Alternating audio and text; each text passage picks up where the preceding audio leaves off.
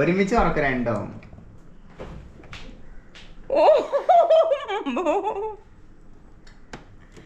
എന്റെ പൊന്നേടാ എന്തിനാണ്ട ഇങ്ങനെ സാധനങ്ങൾ വാങ്ങണേ. ഫുള്ള് ഫ്രിഡ്ജ് നിറയ്ക്കാൻ പോവാണ് ഗൈസ്. നമ്മുടെ സ്വപ്നങ്ങളിലെ ഫ്രിഡ്ജ് അല്ലെങ്കിൽ സായിപ്പന്മാരുടെ വീടുകളിലെ ഫ്രിഡ്ജിൽ എങ്ങനെയുണ്ടാവും? എല്ലാ സാധനങ്ങളും ഉണ്ടാവില്ല. ഞാൻ കാണുന്ന സായിപ്പന്മാരുടെ വീട്ടിലൊക്കെ ഉണ്ടാവും കേട്ടോ.